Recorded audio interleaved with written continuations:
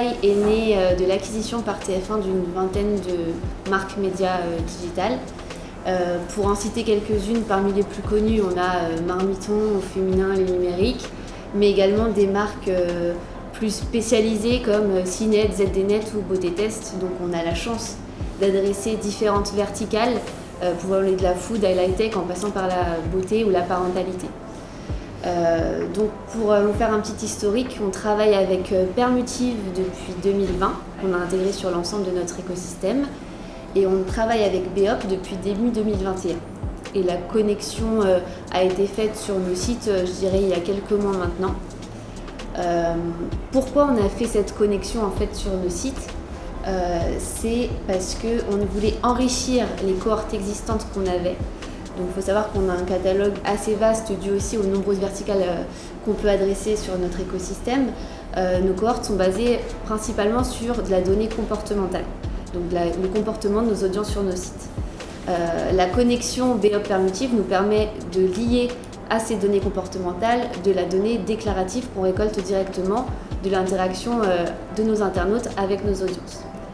On a une chance chez Unify, c'est qu'on a vraiment des love brands et des audiences hyper engagées.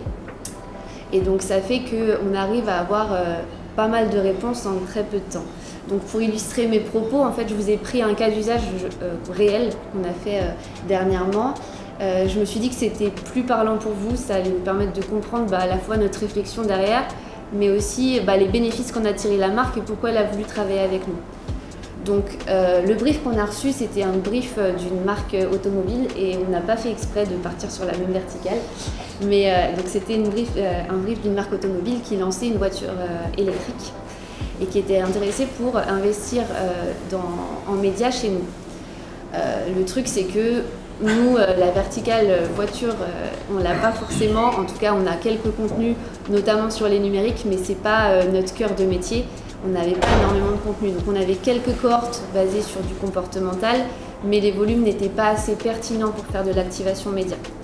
Donc ce qu'on a décidé de faire, c'est de mettre en ligne des sondages sur plusieurs de nos sites pour récolter de la donnée déclarative et ainsi récolter à la fois de l'insight, mais aussi du volume pour faire du ciblage média.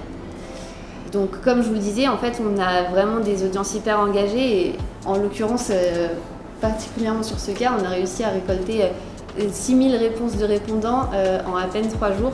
Donc c'est quand même de la donnée plutôt pertinente. Donc cette donnée-là, on l'a utilisée pour 2 cas d'usage. La première, c'est d'enrichir la connaissance client pour ce partenaire. Donc ça nous a permis de segmenter et de regarder les motivations, les freins, quels étaient les critères d'achat. Donc ce qui était pertinent de dire à la marque, c'est que la majorité des répondants chez nous comptaient changer de voiture en 2021, alors que c'est pas ça sur quoi on aurait parié, parce qu'on se disait avec le contexte sanitaire, la voiture n'est peut-être pas forcément le premier achat qu'on veut faire en 2021. Or, plus de la moitié de l'audience voulait changer de voiture en 2021. Comme vous pouvez le voir ici, il y a 44% de l'audience qui se disent intéressés par les voitures électriques.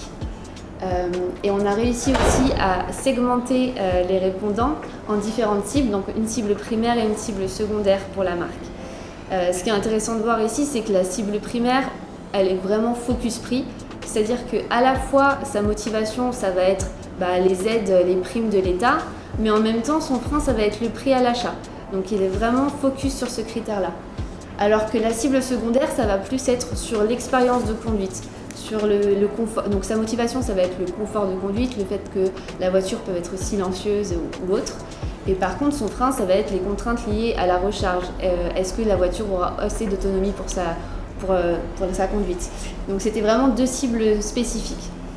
Donc ça, c'est un premier insight qu'on a fourni à la marque. Et ensuite, ça nous a aussi permis de créer des personas sur mesure. Donc si tu changes juste de slide, s'il te plaît. Donc comme je vous disais, on avait quelques cohortes existantes basées sur les comportements qu'on avait de notre audience. Donc on avait déjà créé des cohortes sur ça, mais on a pu enrichir ces cohortes basées sur de la donnée comportementale avec de la donnée déclarative. Donc évidemment, sur 6000 répondants, on n'avait pas assez de volume pour faire du ciblage média.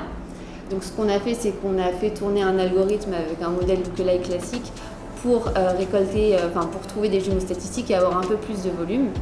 Et ces jumeaux statistiques nous ont permis d'enrichir les cohortes qui étaient déjà existantes. Donc là, en partenariat avec la marque, on est parti sur 3 personas. Donc un persona basé sur l'intention d'achat, donc principalement sur les intentionnistes automobiles comme vous pouvez le voir là, et 2 personas plutôt focus écologie.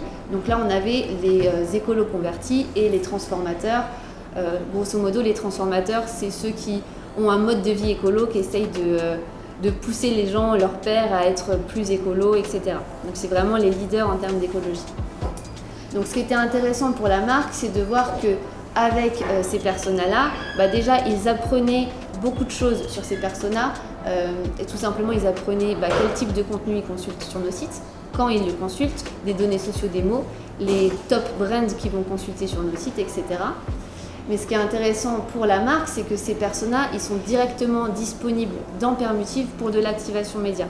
Donc en fait, là, ça illustre totalement le partenariat BEOP Permutive, c'est-à-dire que grâce à de la donnée Permutive qui enrichit nos segments, grâce à de la donnée BEOP qui enrichit nos segments Permutive, on peut cibler via Permutive.